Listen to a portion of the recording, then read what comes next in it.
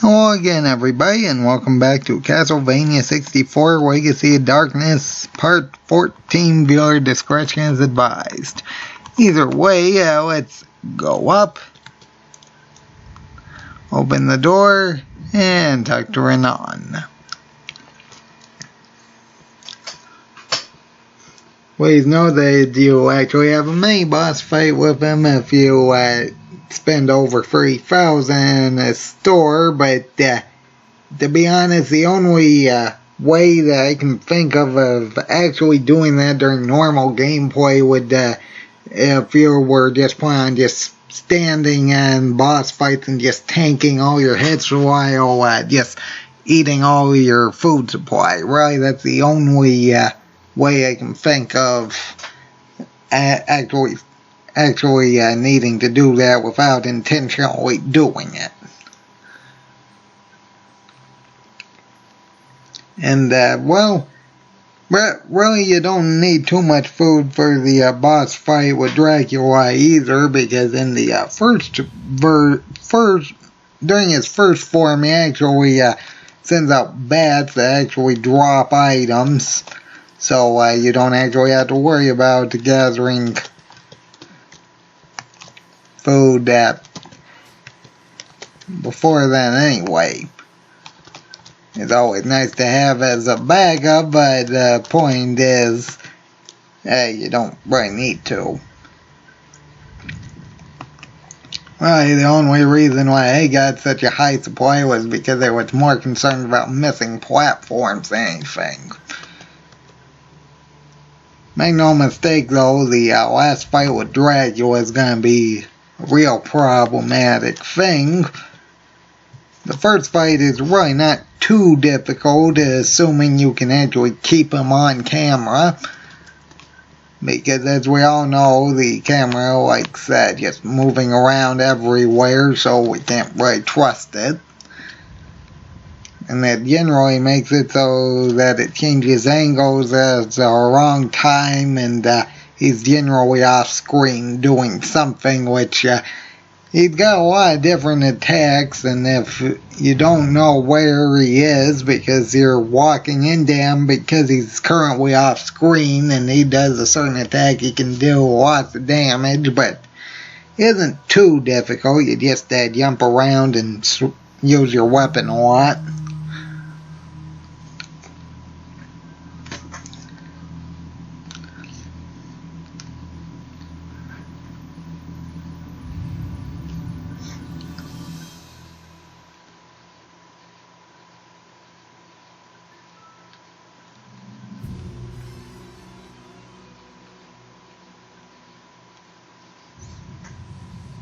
After Dracula gives his trademark laugh, I guess that's trademark, Cornell gets a very shocking "You're Count Dracula" moment, and my answer is, well, of course he is, because he's about twice as tall as you are, so of course he is.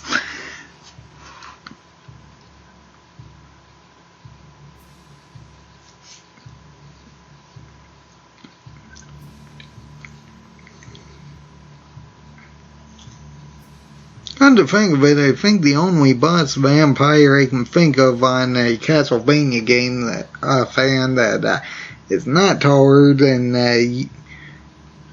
who's not twice as tall as you are would be Walter from Lament of Innocence. Oh dear, that's what Bite was trying to do. Yeah, he likes teleporting around.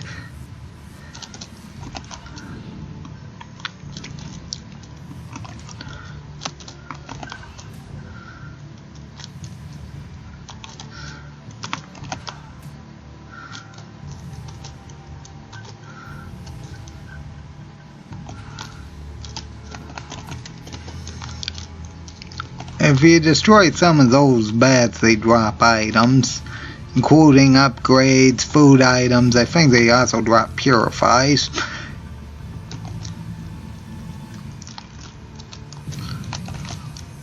Of course, it's hard to tell which one he's going for, seeing as it's lightning attack and bat attack generally have the same animation. And oh boy, I'm getting off screen a lot, aren't I? Well, then let's see her.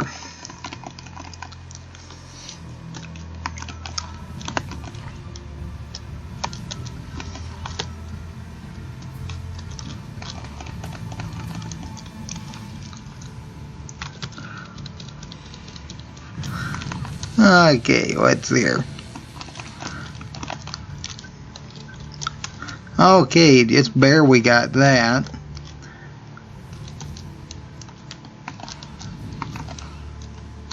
Nope, I missed. I most certainly missed. Yeah, we can also utilize the slide during this fight because thankfully there's no risk of falling off anything. Although I will say that that coffin lid may mess you up because it actually acts as a platform.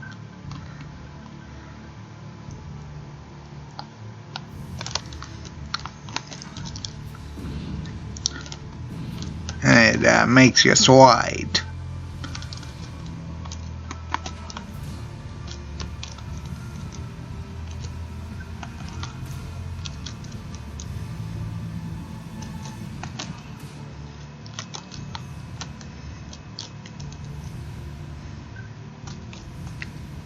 I don't like getting off screen by him. There he is.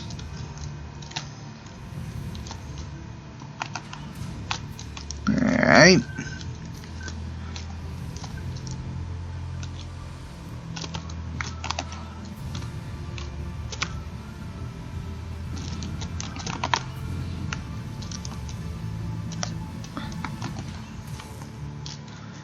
If I could get one more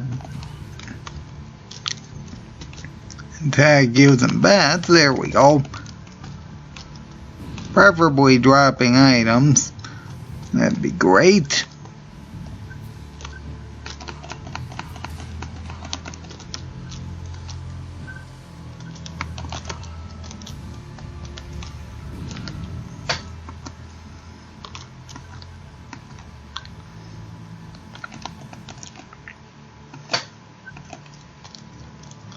Because I want to be stocked up when I'm dealing with his final form.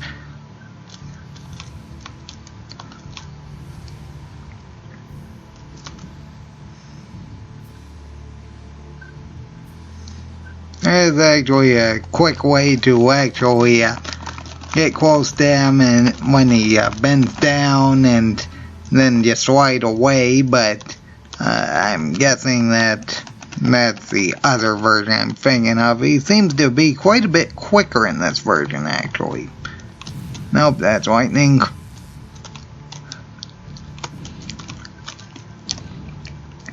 One more bad attack.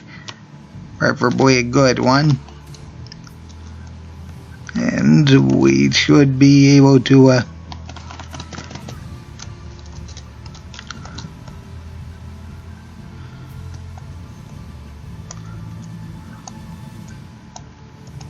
oh, the white saved me.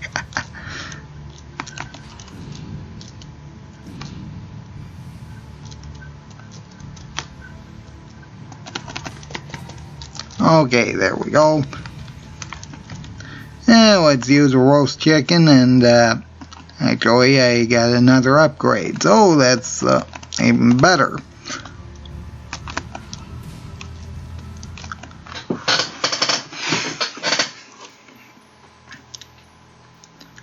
You're going to want to try to have all upgrades as well as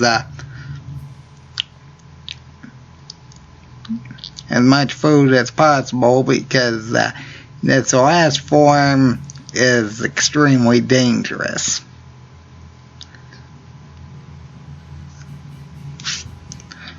Because of course this is a Castlevania game, so of course this isn't its final form.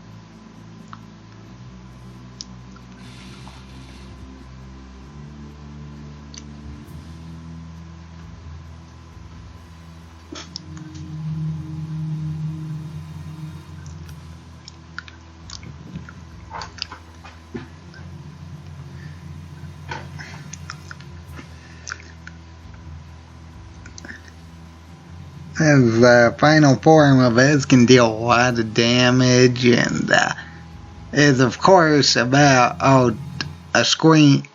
It is way over there out of range for most of the fight, so that isn't any good. Also, his weak point is also defended. Honestly, it reminds me of that Bridge Guardian from House of the Dead.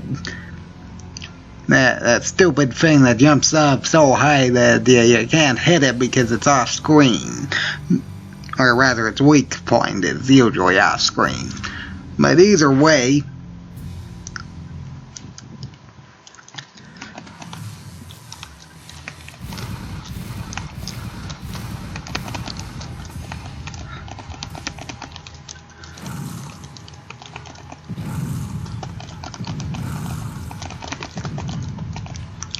okay, that... Oh, I jumped up into it. Of course I would.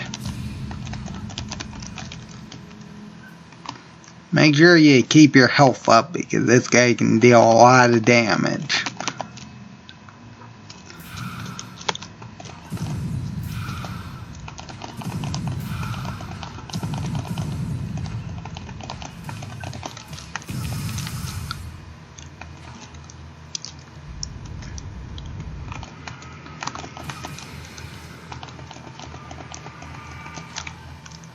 As you can see, pretty much drained my entire health bar. That's not exactly a comforting thought to it. Here I got 6 and 5. Hopefully that's enough.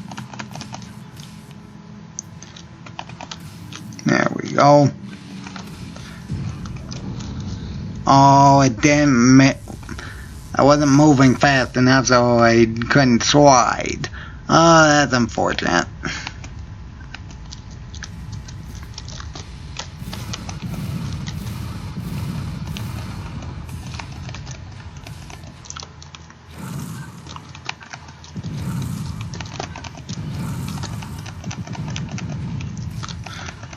Oh well, at least I hit him this time.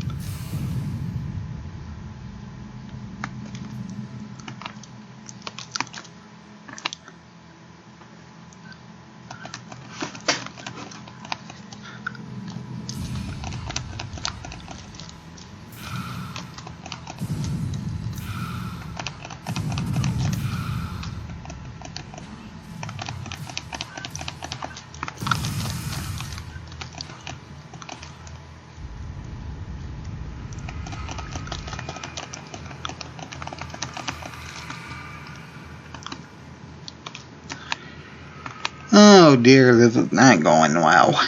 If I could have him use that thing where he tries sucking me into a black hole, I might be able to do something. There we go. Yep. I hate you though.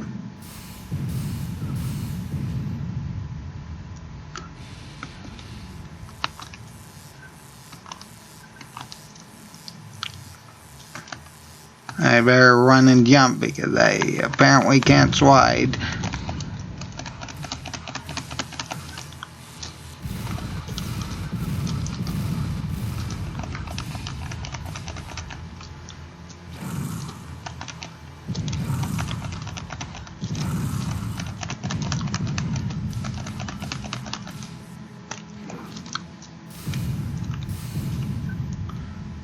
Oh, I keep sliding into it.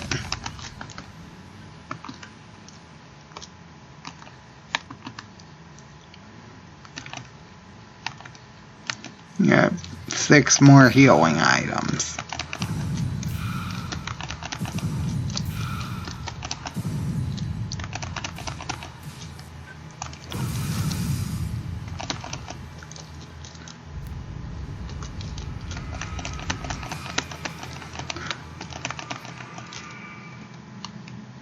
That is potentially an easy one to deal with, assuming the auto aim wants to function properly, and I accidentally used 2 of them. That's a whoops.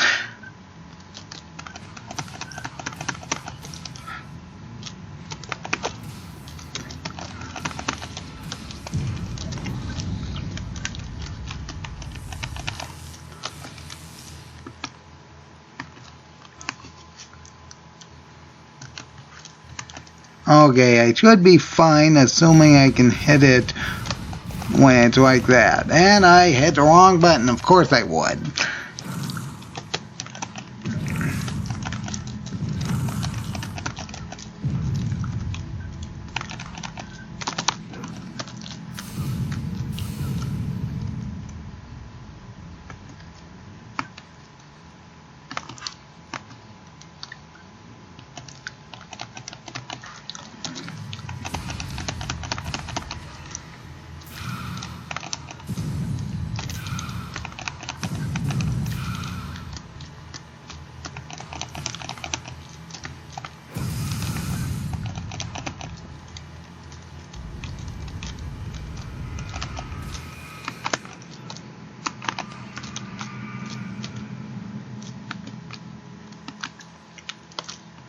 You know, I'd be in a good position if I didn't use that extra one. Oh well.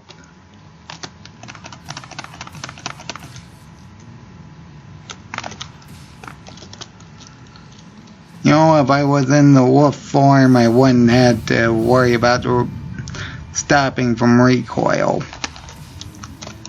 Okay.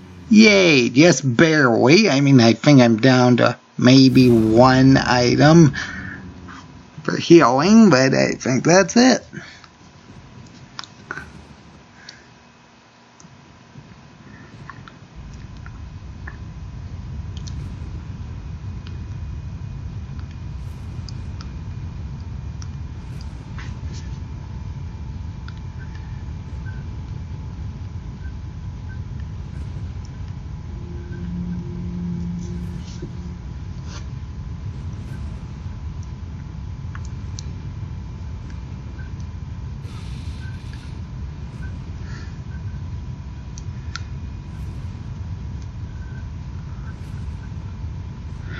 And Dracula reaches up.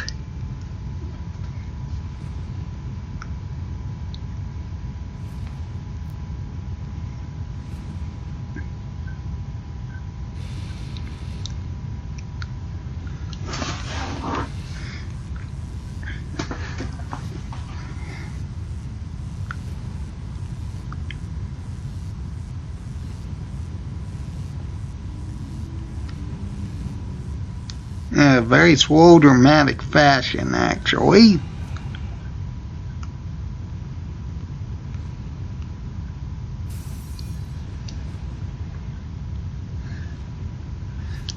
And Dracula says, well, I got what I wanted out of this, bye-bye.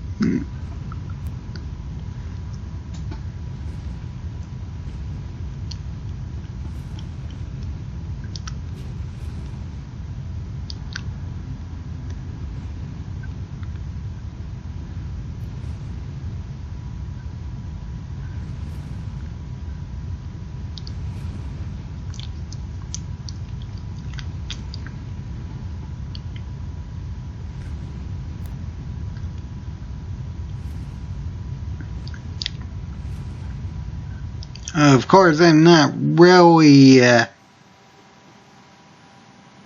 not too sure why he would want man-beast powers, because if I remember correctly, you can actually fight a werewolf in his army in the forest, which is just a mini boss I skipped, but I mean, I guess technically speaking, Cornell is the only one we know of that can actually control his power, but that's really the only difference about him as far as I'm aware.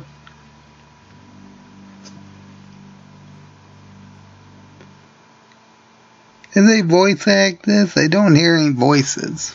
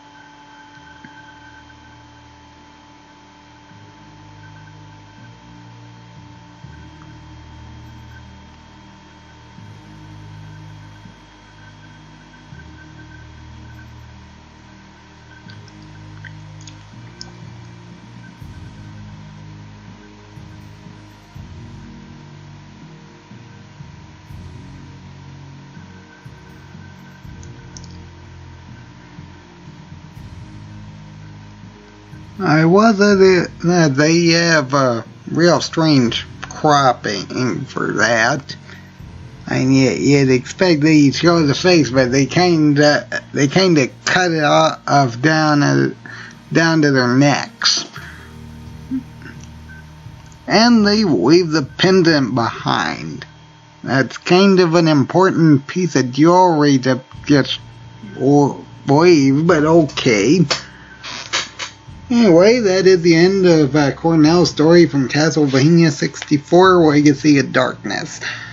I will say it could have went better. Then again, he didn't die any more than in the teens worth, I'd say. So it actually seemed pretty good for the way I play. Either way, there's still 3 more stories. I'm going to cover Henry's, then I'm just going to switch off to the other Castlevania game and deal with Carrie and Reinhardt's story, because honestly, Legacy of Darkness just has different levels for some of them, and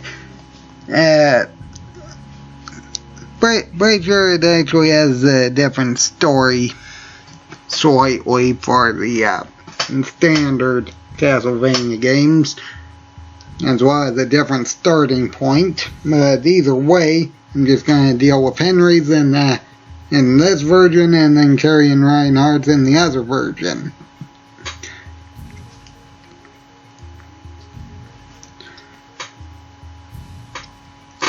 Anyway, I'll just let the credits roll.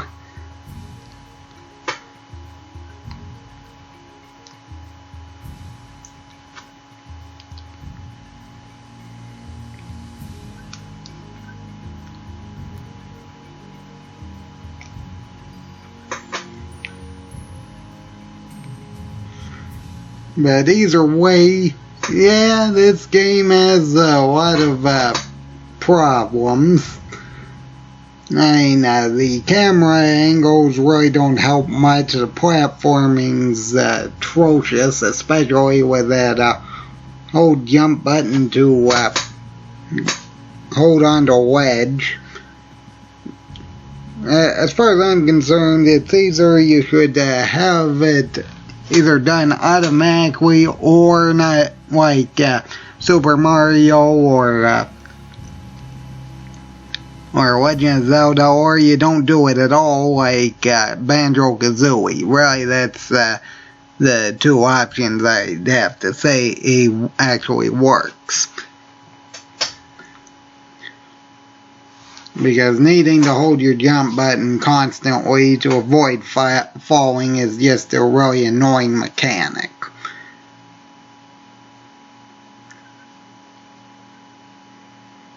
It says Finn and no question mark.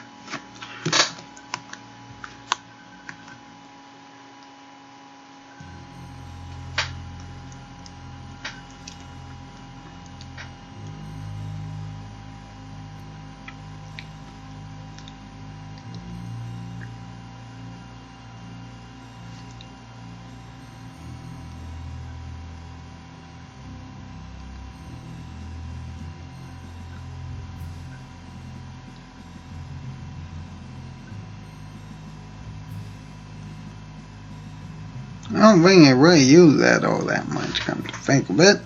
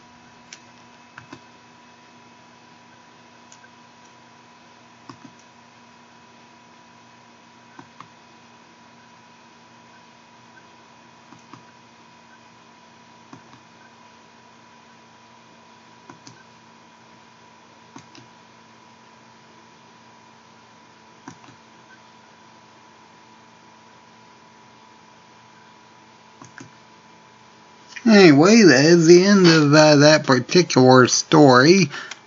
And let's see if things are loaded properly.